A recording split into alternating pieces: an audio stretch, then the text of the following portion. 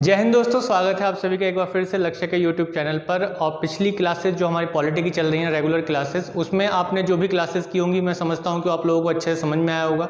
और जो अभी तक पीछे हमने चीज़ों को समझा है और आगे भी हम जो समझने वाले हैं वो आप लोगों के लिए उपयोगी सिद्ध होंगे। परीक्षाओं में आने वाली जो कॉम्पिटिटिव एग्जाम्स की परीक्षाएँ, प्रतियोगी परीक्षाएँ, उसमें आप लोगों के लिए उपयोगी सिद्ध हो, ऐसी मेरी कामना है। तो इसके साथ ही हम आगे बढ़ते हैं। हम देखते हैं कि जो भारत की संसद है उसके संबंध में हमने कुछ पहलुओं पर चर्चा कर ली है।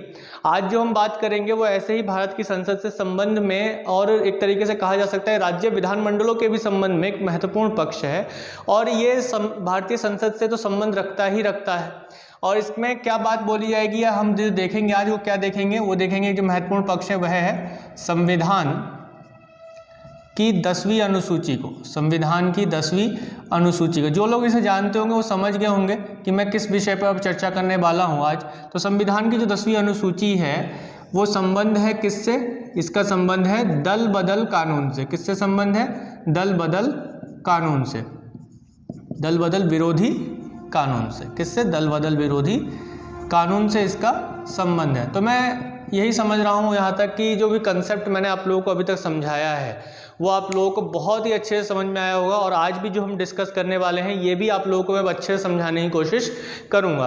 तो टू द पॉइंट चीज़ों को लेकर चलेंगे, जो हमारे एग्जाम्स में क्वेश्चंस बन सकते हैं उनको समझने का प्रयास करेंगे। जब हम चीज़ों को समझ लेते हैं तो कोई भी चीज़ हमारे लिए मुश्किल नहीं होती है। तो पिछली जितनी भी क्लासेज हैं मैं आप लोगों सभी से अनुरोध करूँगा कि जो लोग पहली बार देख रहे हैं उनसे मैं ही कहूँगा पिछली क्लासेस को देखें, एक सीरीज़ में नोट्स तैयार करें अपनी पूरी, और आगे लगातार बढ़ते रहें। तो आपको बहुत कुछ जानने को मिलेगा, सीखने को मिलेगा। तो ज़्यादा से ज़्यादा शेयर कर दीजिए अपने दोस्तों में। यदि आपको कुछ अच्छा और बहुत अच्छा देखने को मिल रहा है, कुछ अलग डिफरेंट यहाँ पर देखने को इस प्लेटफॉर्म पर सीखने को मिल रहा है, तो आप जो है क्या कीजिए कि शेयर कीजिए अपने दोस्तों में और सपोर्ट कीजिए हमें ज़्यादा से ज़्यादा, ताकि हमारा मनोबल बढ़े। लाइक करना ना भूलें।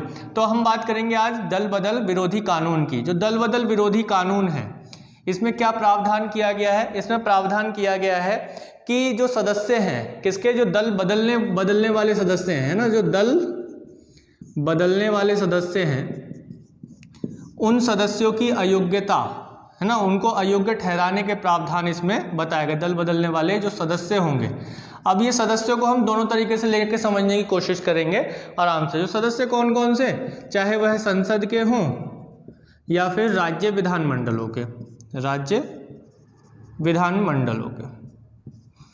क्लियर है? इन दोनों को ही एक साथ लेंगे, यानी कि ये जो कानून है वो दोनों जगह ही एक समान रूप से ऐसी तरीके से लागू होता है।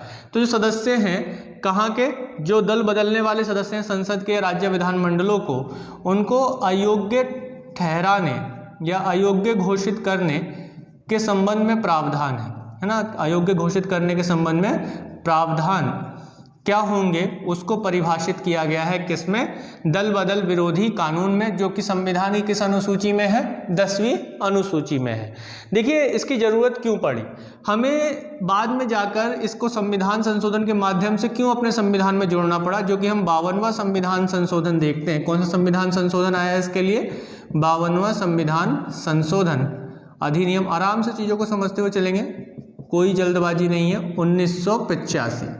तो 1985 तक आते आते हम ये देखते हैं कि हमें क्यों इसकी ज़रूरत पड़ी, क्यों हमने दल बदल विरोधी कानून को अपने संविधान में शामिल किया, जबकि ये हमारी एक अनुसूची के रूप में एक अलग अनुसूची इसके लिए तैयार करनी पड़ी, बनाना पड़ा। क्यों इसकी ज़रूरत पड़ी, जबकि हमारे मूल संविधान में तो इसका कोई अस्तित्व था ही नहीं, या हमारे जो संविधान निर्माता थे उन्होंने इसकी आवश्यकता को समझा ही नहीं कि इसकी भी ज़रूरत पड़ेगी। तो हमने क्यों 1985 तक आते आते इस चीज़ों को देखा। देखिए भारतीय लोकतंत्र की प्रक्रिया में या लोकतांत्रिक प्रक्रिया में जो राजनीतिक दल होते हैं, पॉलिटिकल पार्टीज जो होती हैं, राजनीतिक दल, उनका एक अहम रोल होता है, उनका एक अहम अस्तित्व होता है। क्यों? क्योंकि ये सामूहिक रूप से निर्णय लेते हैं। कोई एक व्यक्ति निर्णय थोड़ी लेता है। हम देखते हैं कि जो पूरा दल होता है, जो भी पार्टी जो भी सत्ता में है, वो सामूहिक रूप से निर्णय लेती है। लेकिन क्या हो कि जब ये राजनीतिक दल एक सामूहिक रूप से ना हो और ये हर दूसरे दिन टूट जाए, यानी कि जो समूह इसका बचे ही नहीं, मेजॉरिटी ऑफ नंबर बचे ही नहीं, और ये इसमें के जो पार्टी के जो सदस्य हैं इन सदनों के, कहाँ के, लोकसभा और राज्यसभा के हों या फिर संसद के राज्य विधानमंडलों के जो सदस्य हों, वो टूटकर अलग हो जाएं, हर रोज अलग होते रहें। यानी कि एक जो स्थिति है, हम देखते हैं कि आज़ादी के बाद जो 1960 से 70 का जो दशक रहा, इस दौरान आयाराम और गयाराम वाला कंसेप्ट बना, आयाराम और गयाराम, ठीक है, आयाराम और गयाराम वाला कंसेप्ट हमें देखने को मिलता है यहाँ पर। आयाराम और गयाराम वाला मतलब कि कोई किसी पार्टी में से चुनाव जीतता है, फिर वो दूसरी पार्टी में चला जाता है, जिस वजह से उसकी सरकार गिर जाती है। मान लीजिए कि कोई ए नाम की पार्टी है और एक बी नाम की पार्टी है, किसी राज्य में चुनाव लड़ती है, और उस चुनाव में क्या होता है कि ए नाम की पार्टी को मेजॉरिटी मिल जाती है। मान लिया कि 50 वोट मिल गए, इसे 50 सीटें मिल गई, ये जीत गई।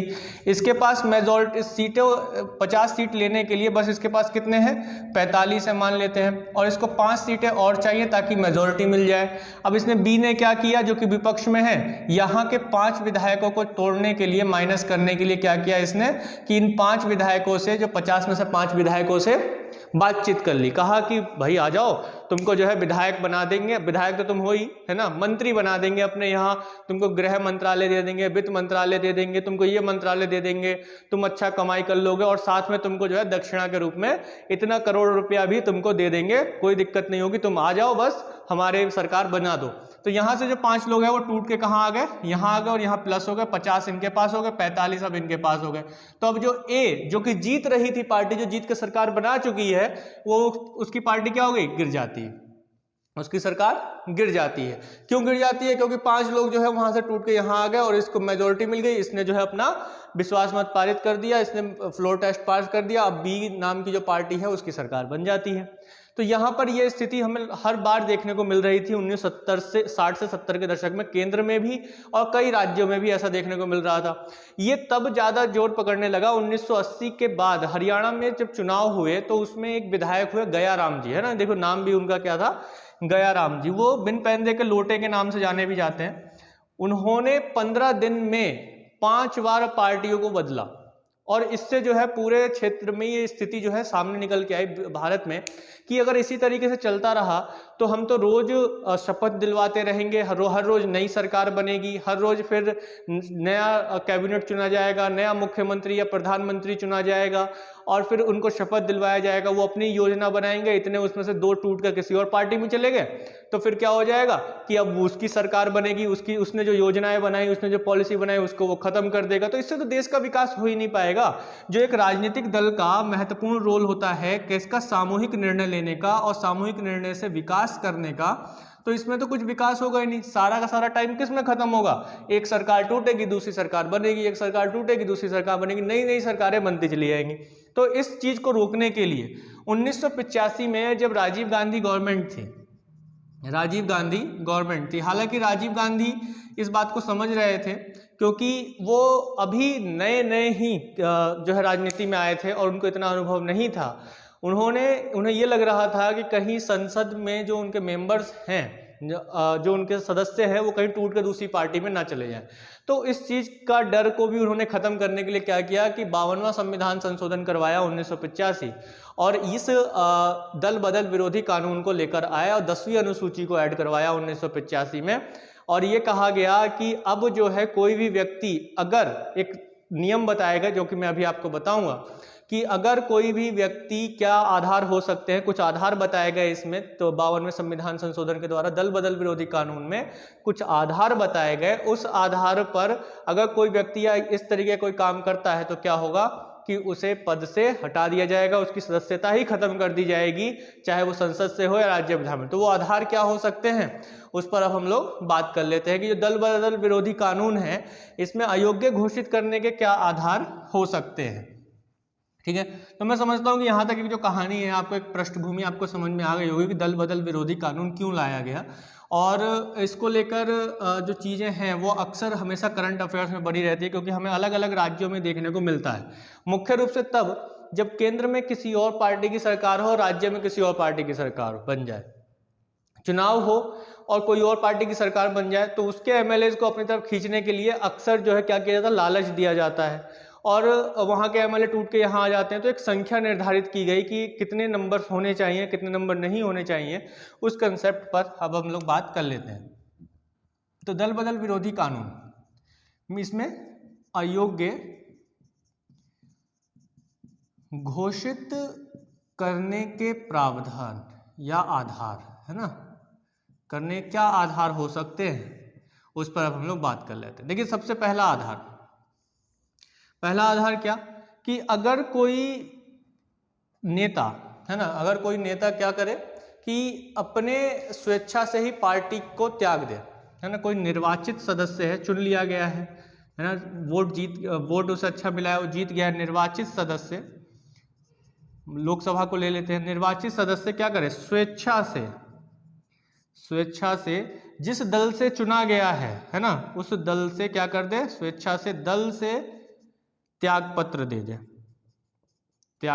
दे, तो उसकी सदस्यता खत्म हो जाएगी। इसका मतलब ये नहीं है कि अगर वो उस दल से त्याग पत्र देता है, ठीक है, क्या करे कि वह उस दल से अगर त्याग पत्र देता है, निर्वाचित सदस्य स्वेच्छा से राजनीतिक दल की सदस्यता को छोड़ देता है, उससे त्याग पत्र दे देता है सदस्यता, किससे, जिस भी दल से वो चुनकर आया। मान लो कि ये जो व्यक्ति था, जो जिसने स्वेच्छा से त्याग पत्र दिया था, ये बीजेपी से चुनकर आया, ठीक है, बीजेपी जो भारतीय जनता पार्टी है उससे ये चुनकर आया, और इसने आगे चल के कुछ बात बनी होगी या किसी तरीके का इसे लगा होगा, तो इसने क्या किया कि बीजेपी की सदस्यता इसने छोड़ दी, है ना, बीजेपी पार्टी की जो इसने जो सदस्यता थी उसको क्या कर दिया, छोड़ दिया, उसको खत्म कर दिया आपने, जब उसने त्याग पत्र दे दिया। अब त्याग पत्र देने से क्या होगा कि वह जो निर्वाचित हुआ था, है ना, जो वो क्या बना, एमपी बन गया था, मान लीजिए पहले निर्वाचित हुआ था तो एमपी बन गया था, संसद का सदस्य बन गया था, तो जैसे ही वह अपनी स्वेच्छा से, अपनी मर्जी से बीजेपी की सदस्यता को समाप्त कर देता है, छोड़ देता है, सदस्यता को छोड़ देता है, वैसे ही क्या होगा कि वह एमपी के पद को भी उसका खत्म हो जाएगा। ऐसा दल बदल विरोधी कानून में बताया गया। तो सीधी सी बात है कि अगर जिस भी पार्टी से, जिस भी दल के टिकट पर, जिस भी पार्टी के टिकट पर आप क्या हुए, जीते, और फिर उसके बाद आपने स्वेच्छा से ही उस पार्टी की सदस्यता त्याग दी, तो आपका वह सदस्यता भी खत्म हो जाएगी। कहाँ की, जहां पर आप चुने गए हैं वहां की सदस्यता भी खत्म हो जाएगी। ऐसा क्यों किया गया? ऐसा इसलिए किया गया कि मान लिया कि भाई जीता तो वो बीजेपी से, है ना, बीजेपी के टिकट पे, लेकिन आगे चल के वो किसी और पार्टी में चला गया, मान लो कि आरएलडी में चला जाए, ठीक है, आरएलडी में चला जाए, तो क्या होगा कि निर्वाचित होने की वजह से एक सीट तो उसकी बन गई, आरएलडी की एक सीट बढ़ गई।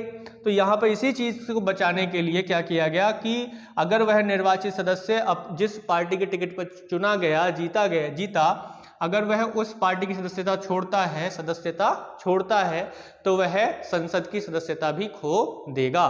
तो सीधा सा कंसेप्ट है, समझ में आ गया। एक आधार तो यह बताया गया कि अयोग्य घोषित करने का एक आधार क्या बताया गया, स्वेच्छा से दल की सदस्यता छोड़ देना। इसी तरीके से अगर कोई निर्दलीय व्यक्ति है ना, कोई व्यक्ति निर्दलीय चुना जाता है, निर्दलीय का मतलब क्या होता है? निर्दलीय का मतलब जो किसी भी पार्टी के टिकट पर नहीं लड़ा है, उसने अपना ही कोई एक चिन्ह डिसाइड किया है और वह उसने स्वयं से ही अपना ही चुनाव खुद लड़ा है, वह किसी पार्टी की तरफ से किसी पार्टी के टिकट पर नहीं लड़ रहा है, तो ये इसे निर्दलीय कहते हैं। तो जो निर्दलीय व्यक्ति है वह चुनाव जीत जाता है और जीतने के बाद वह मेंबर ऑफ पार्लियामेंट बन जाता है, सांसद बन जाता है। क्लियर है? अब चुनाव जीतने के बाद वो जीता कैसे? निर्दलीय होकर जीता, लेकिन चुनाव जीतने के बाद वो क्या करे कि वह बीजेपी में शामिल हो जाए या कांग्रेस में शामिल हो जाए या किसी भी बीएस सपा में शामिल हो जाए, किसी भी पार्टी में शामिल हो जाए, लेकिन जीता कैसे था? वो निर्दलीय। लोगों ने विश्वास किस में दिखाया? निर्दलीय व्यक्ति में दिखाया कि भाई हम जो है किसी और दूसरी पार्टी में विश्वास ना, हम किसी पार्टी में विश्वास नहीं करेंगे, बीजेपी, कांग्रेस, सपा, बसपा जो भी हैं उन पर हम लोग विश्वास नहीं करेंगे क्योंकि उन्होंने हमें धोखा दिया है हमेशा। तो हम जो है निर्दलीय व्यक्ति को ही चुन लेते हैं, इसी को ही वोट डाल देते हैं, इसी को जिता देते हैं, ये हमारे लिए काम करेगा।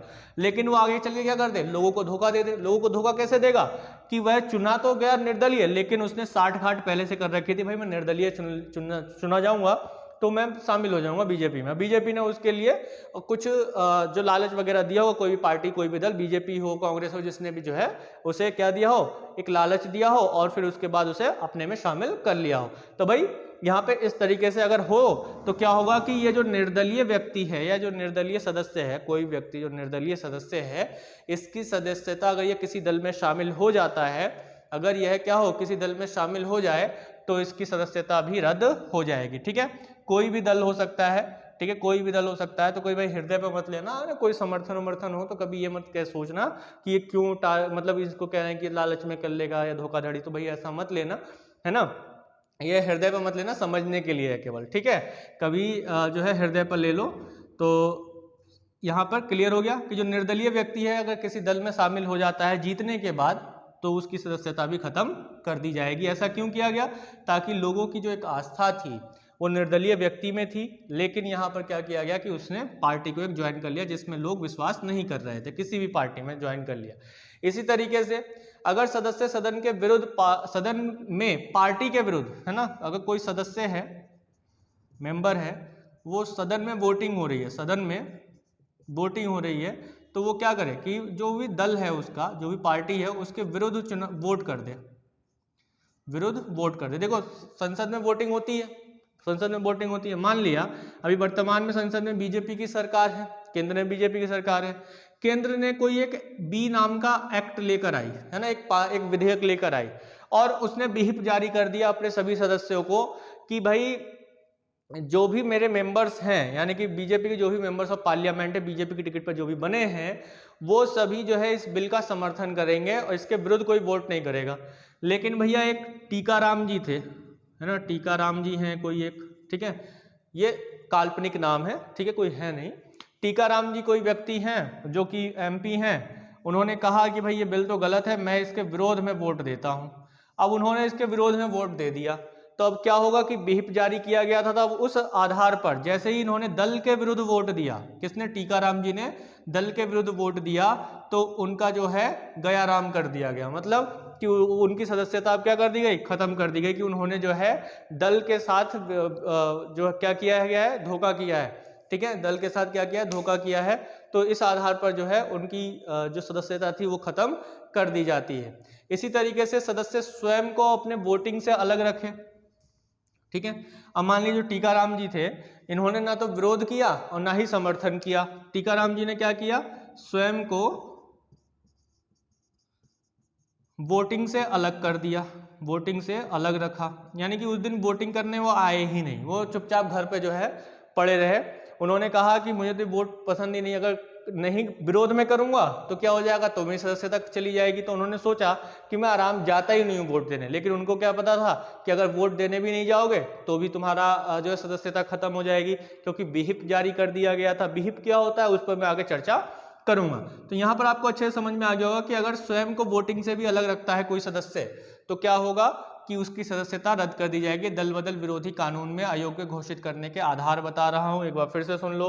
अगर कोई सदस्य निर्वाचित होता है और वह स्वेच्छा से उस दल, जिस दल से वह निर्वाचित हुआ है, उस दल से जो है सदस्यता अपनी समाप्त कर देता है, तो उसकी सदस्यता समाप्त हो जाएगी संसद से या राज्य विधानमंडल से। इसी तरीके से कोई व्यक्ति जो निर्दलीय चुना गया है और उसने बाद में जाके कोई पार्टी में शामिल हो गया, किसी दल में शामिल हो गया है, तो उसकी सदस्यता खत्म कर दी जाएगी, कोई मेंबर ऑफ पार्लियामेंट नहीं रहेगा वो। अगर कोई सदस्य दल के विरुद्ध वोट देता है तो, या फिर वो वोटिंग से अलग रहता है, वोट देता ही नहीं है, तो भी उसकी सदस्यता जो है क्या हो जाएगी? अलग कर दी जाएगी। इसी तरीके से कोई मनोनीत सदस्य है, क्या हो? मनोनीत सदस्य। मनोनीत सदस्य होते हैं लोकसभा और राज्यसभा दोनों में। माफ कीजिएगा, अभी जो लोकसभा है उसमें तो एंग्लो इंडियंस जो दो मनोनीत थे वो तो नहीं है, वो मैंने कल की क्लास में आपको बहुत अच्छे से समझाया, एक बार फिर से। तो जिन्होंने कल की क्लास की है तो मुझे जल्दी से कमेंट बॉक्स में बता दें कि जो एंग्लो इंडियन है ना, एंग्लो भारतीय हैं, उनके बारे में जो परिभाषा दी गई है वो किस अनुच्छेद में दी गई है, कौन सा आर्टिकल है जिसमें उनके बारे में बताया गया है। और जल्दी से एक और आंसर दे दें कि लोकसभा में एंग्लो भारतीय के मनोनीत करने की बात कौन से अनुच्छेद में कही गई है। तो जल्दी से इनका कमेंट बॉक्स में आंसर दीजिए, इतने हम आगे बढ़ते चले जाते हैं। तो जो कोई मनोनीत सदस्य है, और मनोनीत सदस्य क्या हो कि 6 माह बाद, मनोनीत होने के 6 माह बाद किसी दल की सदस्यता ग्रहण कर लेता है, किसी दल में क्या हो जाए?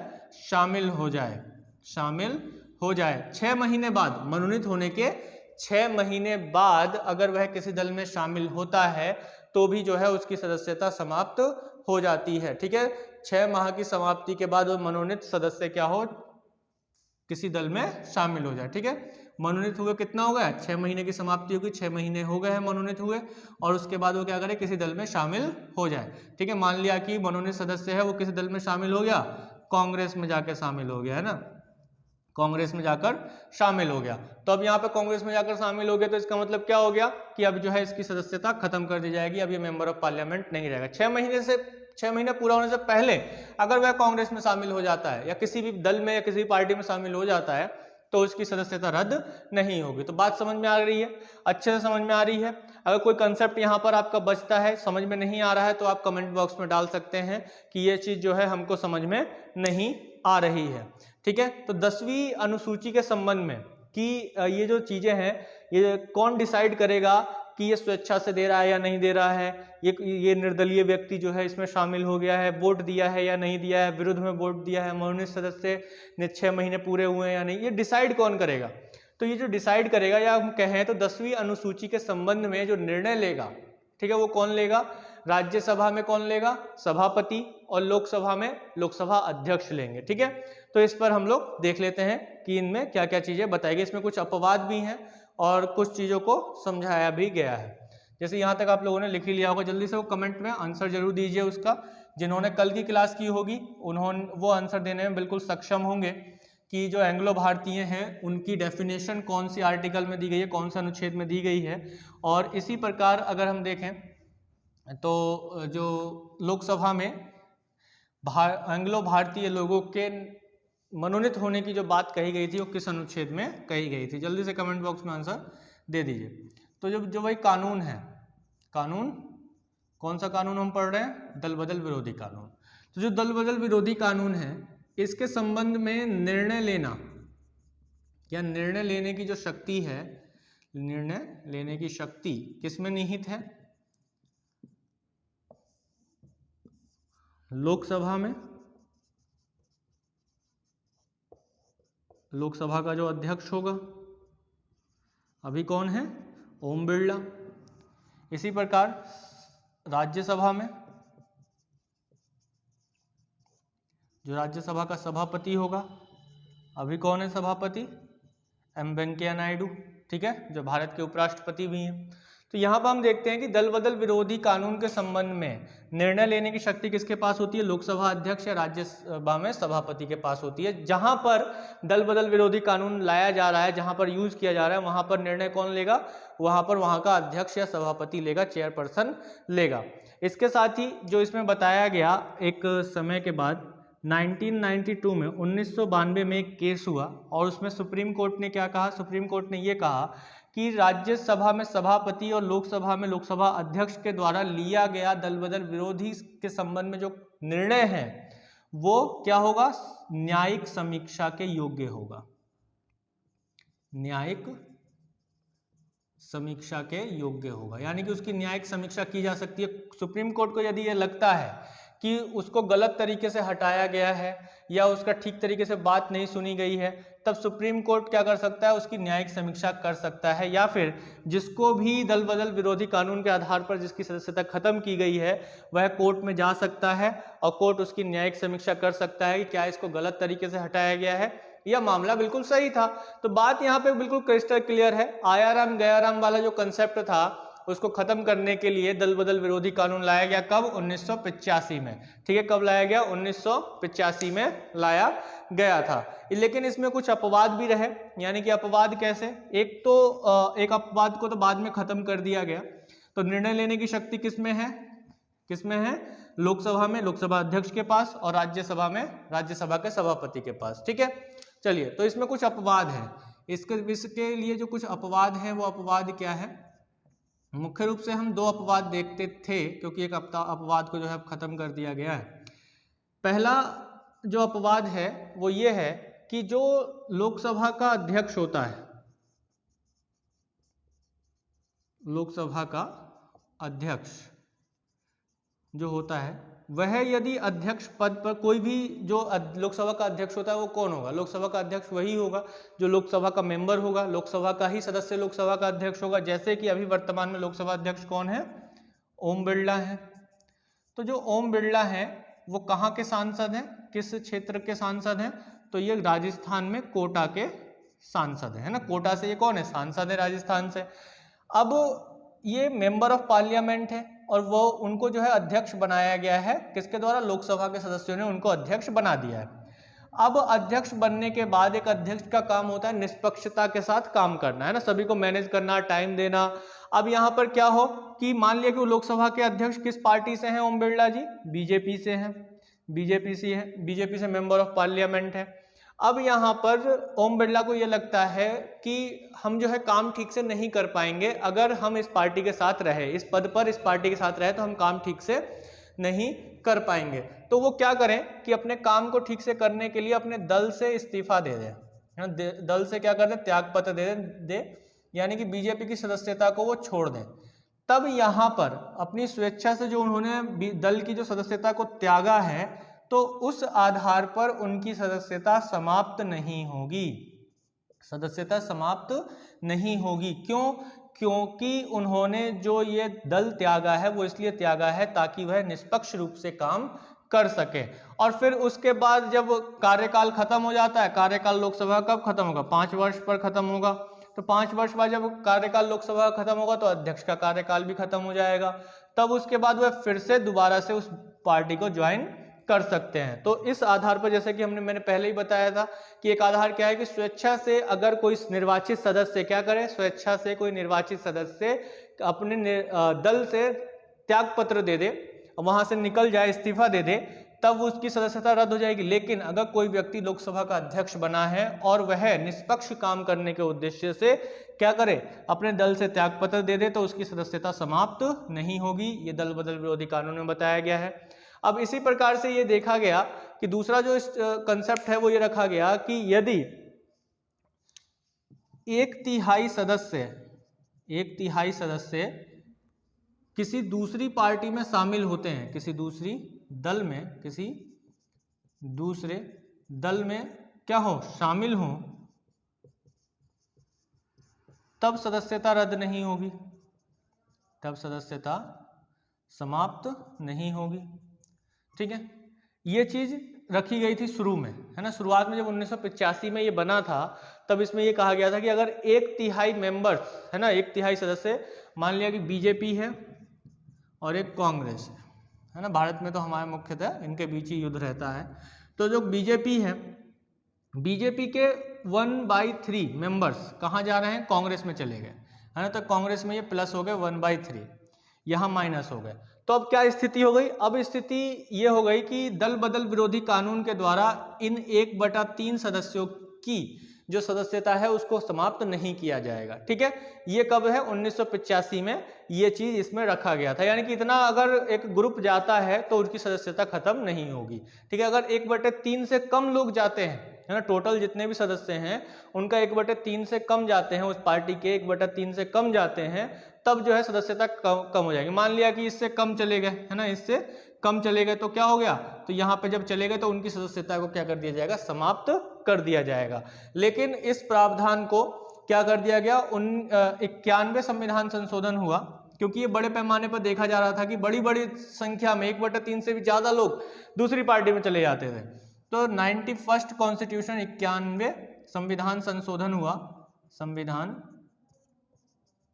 संशोधन किया गया। कब किया गया, 2003 में। ठीक है, 2003 में 91 संविधान संशोधन किया गया और इसमें इस चीज को समाप्त कर दिया गया कि 1/3 कोई कंसेप्ट नहीं है, कितने भी जा रहे हो, चाहे ज्यादा जा रहे हो या कम जा रहे हो, तो उनकी सदस्यता रद्द कर दी जाएगी। चाहे 1/3 जा रहे हो या 1/3 से ज्यादा जा रहे हो तो क्या कर दिया जाएगा, उनकी सदस्यता को समाप्त कर दिया जाएगा। यानी कि ये वाला अपवाद जो था, ये वाला जो कंसेप्ट दिया गया था, इसको समाप्त कर दिया गया 91 संविधान संशोधन के द्वारा। देखिए 91 संविधान संशोधन के द्वारा एक चीज और मैंने आप लोगों को पहले पीछे बताई थी कि मंत्रिमंडल में अधिकतम संख्या कितनी हो सकती है, मंत्रिमंडल में अधिकतम संख्या हो सकती है टोटल संख्या का कितना, 15%। ठीक है, कैबिनेट में इतना ही हो सकता है और अधिकतम और मिनिमम 12 सदस्य हो सकते हैं, यानी कि 12 से कम कैबिनेट में सदस्य नहीं हो सकते। ये भी कब लाया गया था, ये 91 संविधान संशोधन के माध्यम से ही तो लाया गया था, जब मैंने आप लोगों को पीछे समझाया था। तो ये आंसर दे दिया होगा बहुत से लोगों ने कि एंग्लो भारतीय जो है वो किस अनुच्छेद में परिभाषित किए गए हैं, 336 में, और लोकसभा में 331 में बताया गया है कि इनका मनोनयन होगा। तो इसी तरीके से बता दो कि राज्यों की जो विधानसभा है, विधानसभा के लिए कौन सा अनुच्छेद है, इसको भी कमेंट बॉक्स में जल्दी से डाल दो। कल मैंने इसको बहुत अच्छे से समझाया था, आप लोगों को पढ़ाया भी था, ठीक है। इसके बाद भी अगर कोई डाउट बचता है तो जल्दी से कमेंट बॉक्स में कमेंट डाल दीजिए। तो इस तरीके से आप लोगों को समझ में आ गया होगा कि एक जो दल बदल विरोधी कानून है वो उसका एग्जैक्टली कंसेप्ट क्या है। तो सबसे पहली बात, दल बदल विरोधी कानून जो आया वो किसके द्वारा आया, 52वें संविधान संशोधन के द्वारा आया। और किस अनुसूची को बनाया गया 52वां संविधान संशोधन द्वारा, 52nd कॉन्स्टिट्यूशनल अमेंडमेंट के थ्रू 10वीं अनुसूची को बनाया गया, जिसमें दल बदल विरोधी कानून को लाया गया। कब लाया गया ये, 1985 में लाया गया। भारत के पीएम कौन थे उस समय, राजीव गांधी थे। कौन थे, राजीव गांधी थे, ठीक है। दल बदल विरोधी कानून क्यों लाया गया, ताकि जो आयाराम गयाराम वाला कंसेप्ट है उसको खत्म किया जाए। अब समझ में आ गया होगा आयाराम गयाराम वाला कंसेप्ट क्या था।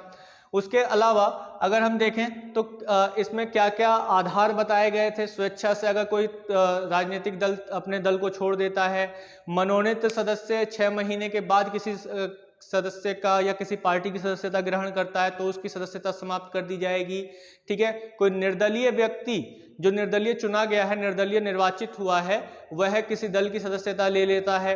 कोई निर्वाचित सदस्य अपने पार्टी के विरुद्ध वोट डाल देता है या फिर वोटिंग से अलग रहता है तो उसकी सदस्यता खत्म होगी। और इस पर निर्णय कौन लेता है, इस पर निर्णय उस संबंधित सदन के अध्यक्ष या सभापति लेते हैं। अपवाद के स्वरूप में हमने ये देखा था कि लोकसभा का जो अध्यक्ष होगा उस पर अगर वह दल अध्यक्ष बनने के बाद अपने दल से त्यागपत्र देता है तो उसकी सदस्यता समाप्त नहीं की जाएगी, ठीक है। 1/3 वाले का कंसेप्ट जो है अब समाप्त कर दिया गया 91वें संविधान संशोधन 2003 के द्वारा। तो ये सारे कंसेप्ट मुझे लगते हैं कि अब आप लोगों को अच्छे से क्लियर हो गए होंगे कि 10वीं अनुसूची में क्या दल बदल विरोधी कानून क्या है। ये अक्सर जो है कई जो बच्चे हैं उन्होंने मेरे से इससे क्वेश्चन कई बार समझा है, मतलब पूछा है, तो मैं अब समझ सकता हूँ बच्चों कि आपके समझ में आ गया होगा। और कोई भी अगर डाउट अभी भी बचा है तो कमेंट बॉक्स में जरूर डालिएगा। और ये सभी चीज़ें जो है अक्सर एग्जाम्स में पूछ ली जाती हैं और मैंने कोई भी ऐसा कंसेप्ट यहाँ पर अपने नज़र में नहीं छोड़ा है जिससे आपको क्वेश्चन बने और आप जो है आंसर ना दे पाए। देखिए करंट अफेयर से भी रिलेटेड है, 10वीं अनुसूची बहुत ही हॉट टॉपिक रहता है अपने आप में और इसको लेकर क्वेश्चंस अक्सर बनते हैं। अब हम देख लेते हैं कि भारत की जो संसद है उसमें जो रिक्त स्थान है वो कैसे होते हैं, यानी कि स्थान खाली कैसे हो जाते हैं, ठीक है। स्थानों का रिक्त होना कैसे होता है, भारत की संसद में स्थानों का रिक्त होना, है ना, कि खाली पद कैसे होंगे, रिक्त होना। अब जो ये स्थानों का रिक्त होना है वो कैसे है बच्चे, तो यहाँ पर हम देखेंगे कि जो खाली रिक्त स्थान होते हैं उसमें हम देखते हैं कि खाली पद कैसे हो जाएगा, यानी कोई व्यक्ति की सदस्यता यहाँ पे कैसे कैसे खाली हो सकती है, कह सकते हैं सदस्यता कैसे समाप्त हो सकती है। एक तो अभी हमने देख लिया दल बदल विरोधी के द्वारा खाली हो सकती है सदस्यता, यानी कि पद खाली हो सकता है, रिक्त स्थान हो सकता है उसका। उसके अलावा एक जो महत्वपूर्ण चीज है वह है दोहरी सदस्यता, दोहरी सदस्यता ये महत्वपूर्ण है। जो दोहरी सदस्यता है ये महत्वपूर्ण है। इसके अलावा अनुपस्थिति के कारण भी किसी सदस्य की सदस्यता छीनी जा सकती है। अनुपस्थिति के कारण वो क्या होगा, अभी हम इस चीज़ों पर डिस्कस करेंगे, बस धैर्य के साथ बने रहें और ज़्यादा ज़्यादा शेयर कर दें अपने दोस्तों के बीच में, ठीक है। अयोग्यता, पद त्याग और अन्य स्थितियां भी हो सकती हैं। अयोग्यता के आधार पर पद त्याग कर दिया हो, त्याग पत्र दे दिया हो, पद त्याग, ठीक है, पद से त्याग पत्र दे दिया हो। दोहरी सदस्यता, इसका मतलब क्या हुआ, इसका मतलब ये हुआ कोई भी व्यक्ति, है ना, कोई भी व्यक्ति एक समय में संसद के दोनों सदन, लोकसभा और राज्यसभा का सदस्य नहीं हो सकता है, का सदस्य नहीं हो सकता है, समझिए, नहीं हो सकता है। ऐसे ही राज्य विधानमंडलों के संबंध में भी होता है। अब इस चीज को और स्पष्ट करने के लिए क्या किया गया है, जन प्रतिनिधित्व अधिनियम 1951 जन प्रतिनिधित्व अधिनियम 1951 में कुछ कंसेप्ट बताए गए हैं बच्चे। क्या बताया गया है उस पर अभी हम बात करते हैं कि किन किन आधारों पर हम ये कह सकते हैं कोई व्यक्ति की एक समय में दो सदनों की सदस्यता ले रखी है और उसको हम पद से रिक्त मानेंगे किसी एक सदन से। अब वो कैसे देखेंगे, तो इसमें हम देखते हैं कुछ 3-4 कंसेप्ट बताए गए हैं, उसको एक एक करके देख सकते हैं कि कोई भी व्यक्ति लोकसभा या राज्यसभा दोनों से चुना जाता है। ठीक है, जैसे पहला कंसेप्ट अगर हम देखें कि कोई व्यक्ति जो लोकसभा और राज्यसभा दोनों से चुना जाता है, संसद की सदन है और कोई व्यक्ति लोकसभा और राज्यसभा दोनों से चुना गया है, तो उसे 10 दिन के अंदर क्या करना होगा, 10 दिन के अंदर ये डिसाइड करना होगा कि वह लोकसभा में जाना चाहता है या राज्यसभा में जाना चाहता है। 10 दिन के अंदर क्या करे, वह सूचना दे दे कि उसे कहाँ जाना है, किस सदन में जाना है। अगर वह सूचना नहीं देगा तो राज्यसभा वाली जो सीट है वो रिक्त मानी जाएगी। ठीक है, सूचना नहीं देने पर राज्यसभा की सीट रिक्त मानी जाएगी, खाली मानी जाएगी। समझ गए बच्चे? ठीक है, लोकसभा वाली बनी रहेगी। मान लिया कि कोई एक व्यक्ति है ना, टीकाराम जी को ही ले लेते हैं। जो टीकाराम जी हैं उन्होंने क्या किया, उन्होंने लोकसभा से भी चुनाव लड़ा तो वो जीत गए थे, वो यहाँ पे मेंबर थे, या वो राज्यसभा से भी चुन लिए गए। तो अब उन्हें ये डिसाइड करके 10 दिन के भीतर, कितने दिनों के भीतर, 10 दिन के भीतर ये बताना पड़ेगा, ये सूचना देनी पड़ेगी सदन को कि वह किस में जाना चाहते हैं। अगर वह 10 दिन के भीतर नहीं सूचना देते हैं तो ऑटोमेटिकली राज्यसभा की सीट उनकी खाली हो जाएगी, खत्म हो जाएगी और वो लोकसभा में ही मेंबर बने रहेंगे। तो एक कंसेप्ट तो ये बताया गया बच्चा, आराम से ध्यान से इसको ध्यान से उतार लेना, नोट डाउन कर लेना आप लोग या स्क्रीनशॉट ले लेना। सारी चीजें बता रहा हूं, कोई रॉकेट साइंस नहीं है, चीजें समझिए आराम से। इसके बाद अगर हम और कंसेप्ट देखें तो दूसरा कंसेप्ट और क्या बताया गया जनप्रतिनिधित्व अधिनियम में, कि अगर किसी सदन का सदस्य दूसरे सदन का सदस्य चुना जाता है, ठीक है, मान लिया कि कोई पहले से ही लोकसभा का सदस्य था। कहां का सदस्य था? लोकसभा का। जो टीकाराम जी हैं वो क्या है, लोकसभा के पहले से ही सदस्य थे। अब वो दूसरे सदन के सदस्य यानी कि राज्यसभा के सदस्य चुन लिए गए, तो उन्हें जो है पहले सदन की सदस्यता जो है उनको समाप्त हो जाती है। तो जो पहला सदन होगा जिससे वो पहले चुने गए थे तो वहां से वो सदस्यता समाप्त हो गई। या फिर मान लो इसका उल्टा कर लो। इसका उल्टा कैसे कर लो समझने के लिए, कि वो पहले और राज्यसभा के मेंबर थे, ठीक है, लेकिन अब वो है लोकसभा के सदस्य भी चुन लिए गए हैं, यानी कि वोट चुनाव लड़ा उन्होंने और वो जीत गए। अब वो जीतने के बाद क्या होगा कि जो पहले जहां के वो सदस्य थे वहां की सदस्यता क्या हो जाएगी, समाप्त हो जाएगी और लोकसभा की उनकी सदस्यता बनी रहेगी। किनकी? जो टीकाराम जी हैं उनकी। ठीक है, जो टीकाराम जी हैं उनकी सदस्यता बनी रहेगी। इसी तरीके से अगर कोई व्यक्ति एक ही सदन में 2 सीटों पर चुना जाता है ना, आपने अक्सर इसका उदाहरण देखा होगा कि हमारे देश में कई ऐसे राजनेता हैं जो एक साथ 2 लोकसभा सीटों पर चुनाव लड़ते हैं। ठीक है, जैसे कि प्रधानमंत्री नरेंद्र मोदी, उन्होंने अभी जो 2019 का लोकसभा चुनाव हुआ था तो उन्होंने 2 जगह से चुनाव लड़ा था, एक बड़ौदा और एक वाराणसी। तो जो वाराणसी और बड़ौदा है तो वाराणसी से जीत गए, बड़ौदा से भी उनको जो है सीट अच्छी खासी मिली। तो उन्होंने क्या किया कि एक जगह की सीट उन्होंने छोड़ दी और एक जगह पर उन्होंने लिया, वाराणसी वाला ही उन्होंने बनाकर रखा। तो आज वो एमपी है कहाँ से? वाराणसी से। तो 1-2 सीटों पर अगर चुना जाता है तो उसे स्वेच्छा से क्या करना होगा? त्यागपत्र देना होगा। तो अगर कोई व्यक्ति एक साथ 2 सीटों से चुना जाता है, 2 सीटों से चुना जाता है, ठीक है, 2 सीटों से चुना जाता है, तब क्या होगा? जब 2 सीटों से चुना जाएगा तब उसके साथ ही क्या होगा कि उसे स्वेच्छा से किसी एक सीट का चयन करना होगा। स्वेच्छा से क्या करना होगा? किसी एक सीट का चयन करना होगा। और अगर उसने सीट का चयन नहीं किया, ठीक है, अगर वह किसी एक सीट का चयन नहीं करता है, ठीक है, तो क्या होगा कि उसकी दोनों ही सीटें खत्म हो जाएंगी। ठीक है, उसे स्वेच्छा से कोई एक सीट बतानी पड़ेगी कि भाई मैं इस सीट को चुनता हूं, मुझे इससे ही बने रहना है, दूसरी वाली फिर खत्म हो जाएगी। लेकिन अगर वहां पर फिर उपचुनाव करवाए जाएंगे, कोई और जीतेगा। लेकिन अगर कोई वो स्वेच्छा से नहीं बताता है, कुछ भी नहीं बताता है, तो क्या होगा कि दोनों ही जगह की सीटें उसकी कैंसिल हो जाएंगी। यानी कि इस तरीके से हम देखते हैं कि दोहरी सदस्यता वाला जो कंसेप्ट है, तो जहाँ पे दोहरी सदस्यता की बात आती है वहाँ पर ये चीज़ें इस तरीके से खत्म हो जाती है। इसी तरीके से अगर हम देखें तो एक ही समय कोई व्यक्ति संसद या राज्य विधानमंडल का भी सदस्य हो, है ना, इस चीज को भी आप लोग ले सकते हैं कि अगर कोई व्यक्ति एक ही समय में क्या हो, संसद और राज्य विधानमंडल का सदस्य हो। बात समझ में आ रही है नहीं? चीजें अगर कोई भी ऐसी बात आपको लगे कि समझ में नहीं आ रही, जल्द तुरंत कमेंट बॉक्स में डालिए।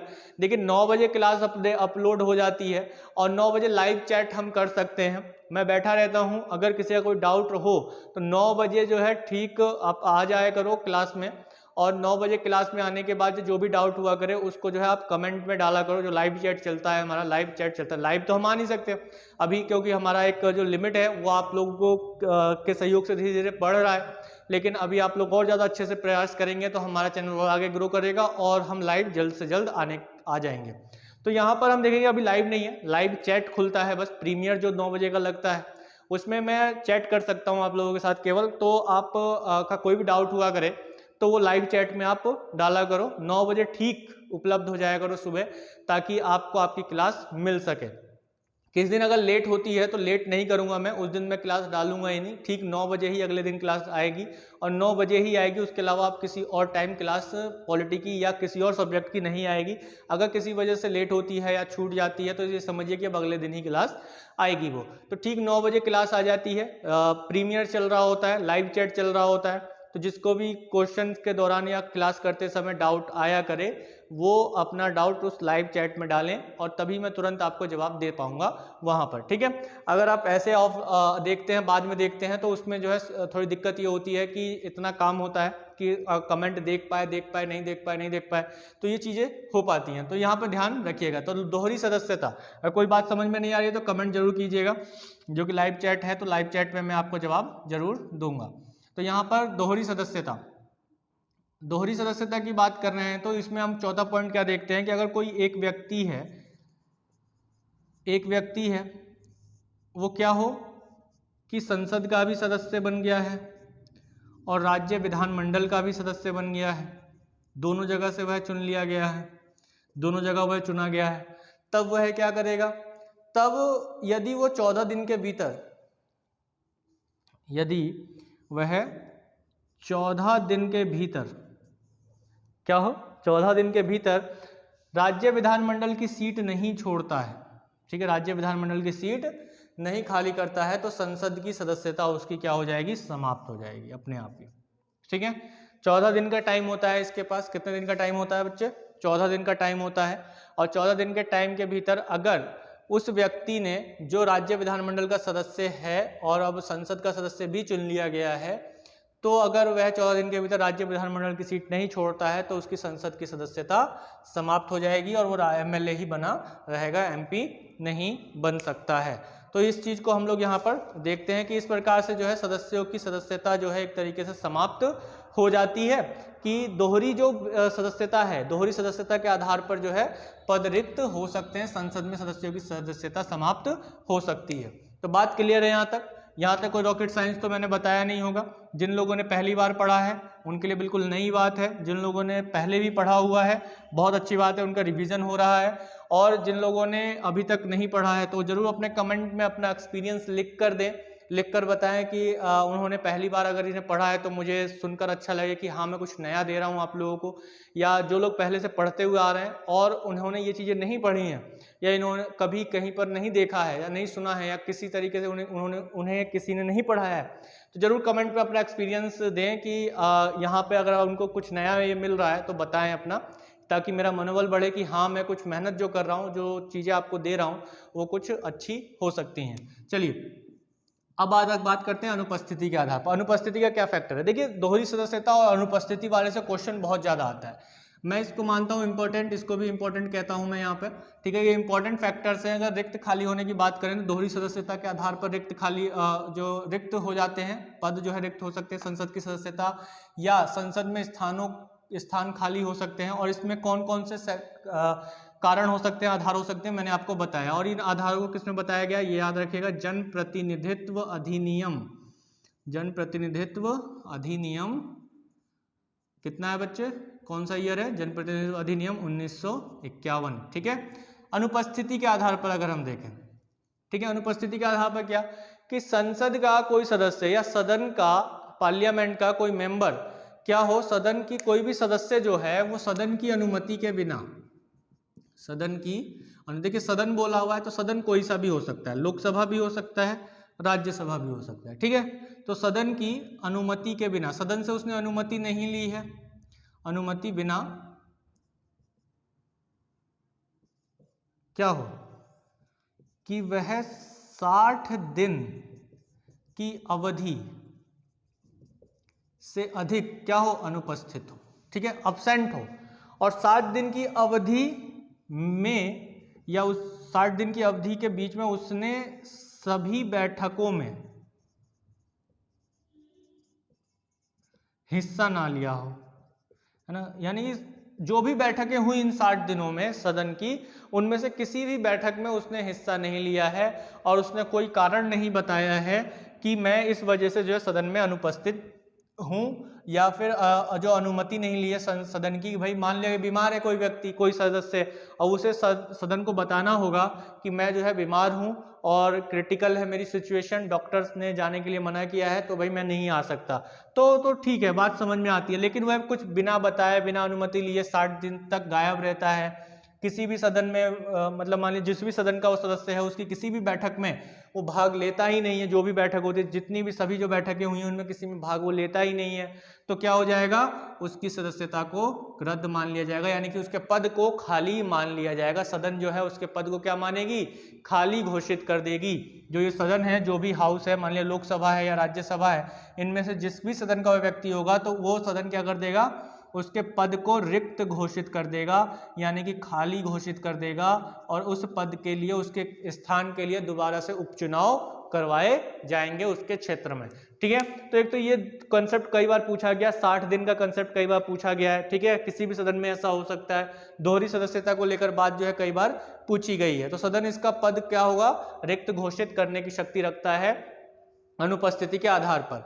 अगर हम पद त्याग करने की बात करें या अयोग्यता की बात करें, तो अयोग्यता में हम देख सकते हैं, अयोग्यता को जन प्रतिनिधित्व अधिनियम में ही बताया गया है, संविधान में भी बताया गया कि जैसे कि मैंने कल की क्लास में भी आपको बताया होगा, क्या बताया था कि यदि क्या हो कि व्यक्ति दिवालिया हो, पागल हो, ये संविधान में कुछ चीज़ें ऐसी बताई गई हैं।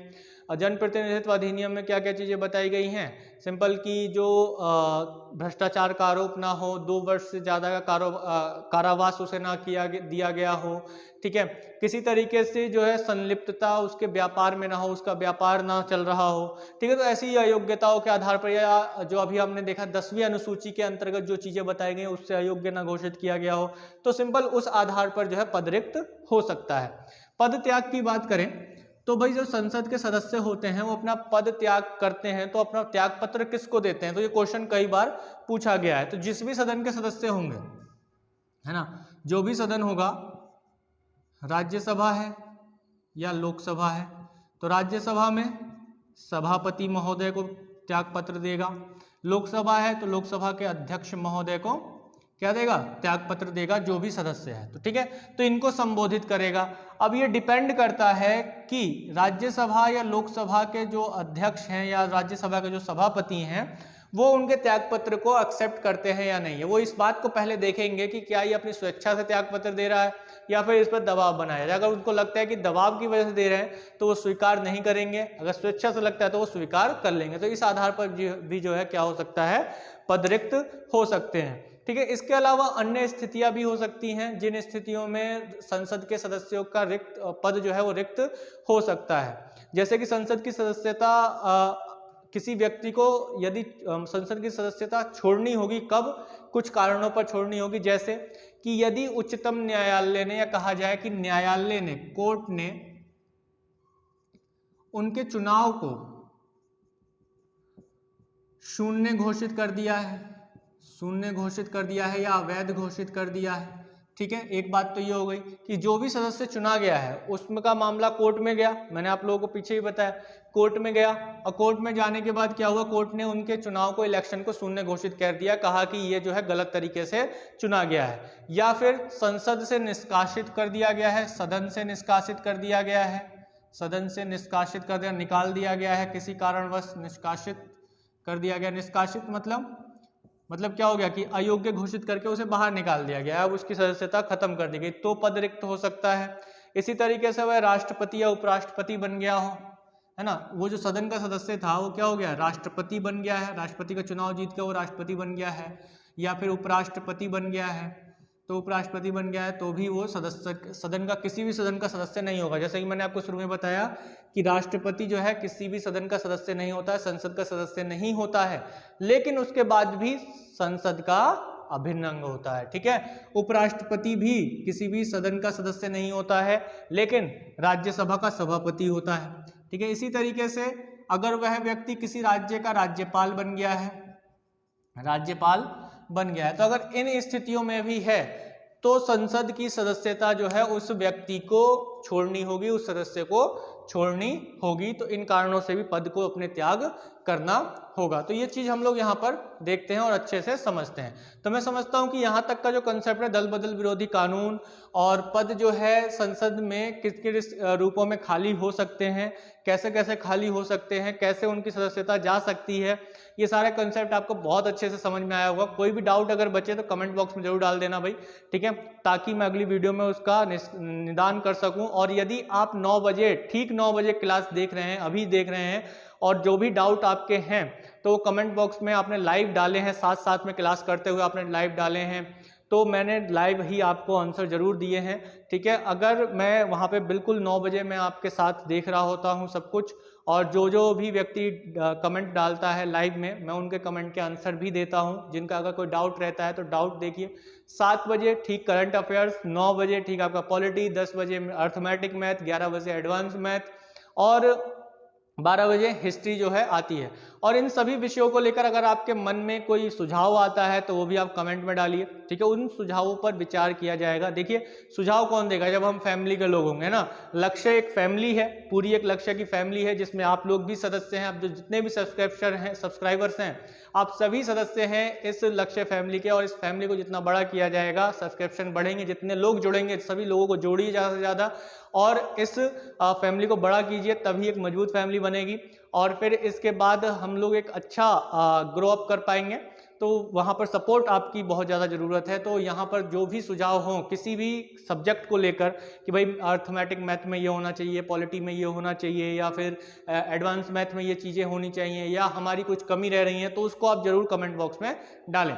स्वागत है आप सभी का, सभी के सुझावों का स्वागत है, सभी के कमेंट्स का स्वागत है, चाहे वह नकारात्मक हो या सकारात्मक हो। जब तक हम नकारात्मकता को नहीं लेंगे सकारात्मकता का महत्व हमें पता नहीं चलेगा। चलिए, तो यहाँ तक मैं आज की क्लास यहीं पर रोकता हूं। कल जो हम बात करेंगे वो पीठासीन अधिकारियों की बात करेंगे। भाई संसद के जो पीठासीन अधिकारी हैं वो 1 या 2 क्लास और है, फिर हमारा जो संसद है वो खत्म हो जाएगा। जो मोस्ट इंपोर्टेंट सेक्शन है उसी को ही हम लोग डिस्कस कर रहे हैं, और डिस्कस भी बहुत डीप में कर रहे हैं, अच्छे से कर रहे हैं, ताकि कोई भी शब्द छूटे ना, कोई भी क्वेश्चन छूटे ना, और कोई भी नंबर आपका टूटे ना, ठीक है, यानी कि मेरिट से आप बाहर जाए ना। तो चलिए, यहां तक बने रहने के लिए, वीडियो के अंत तक बने रहने के लिए आप सभी का बहुत बहुत धन्यवाद। जय हिंद, जय भारत।